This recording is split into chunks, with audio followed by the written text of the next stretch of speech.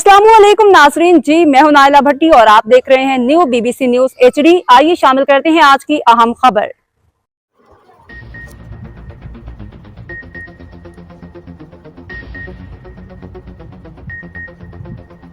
सद साला जश्न Makran captain Abdul Rashid football championship 2025 के तहत आज 2 मुकाबले खेले गए। शहर कायद कराची से हमारे चीफ स्पोर्ट्स रिपोर्टर रेहान अकरम के मुताबिक पहले मैच में मलीर शाहीन और ग्रीन बलोच की टीमों के दरमियान शानदार मुकाबला देखने को मिला। मुकाबला बगैर किसी गोल के बराबर रहा। मैच का फैसला पेनाल्टी किक्स के जरिए हुआ, जिसमें ग्रीन बलोच के 4-0 से बआसानी कामयाबी हासिल की। दूसरे मैच में जमील ब्रदर्स का मुकाबला शफी मोहम्मदन लियारी से हुआ। शफी मोहम्मदन ने यह मैच अपना उम्दा खेल पेश करते हुए 2-0 से अपने नाम किया। मैच के इख्तिताम पर बेहतरीन कारकर्दगी दिखाने वाले खिलाड़ी को इंटरनेशनल गोलकीपर आमिर गुल की जानिब से इनाम दिया गया।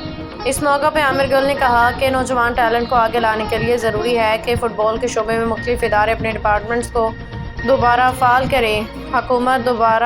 हुकूमत से मुतालबा है कि फ़ुटबॉल की बहाली के लिए इक़दाम किए जाएँ। यकीनन ग्राउंड से लेके कामयाबी के सफ़र में इस तरह के टूर्नामेंट अहम किरदार अदा करते हैं, जिनसे आने वाले वक्त में टैलेंटेड खिलाड़ी निकल के मुल्क को कौम का नाम रोशन कर सकें। कैमरा टीम के साथ रेहान अकरम, न्यू बीबीसी न्यूज़ कराची।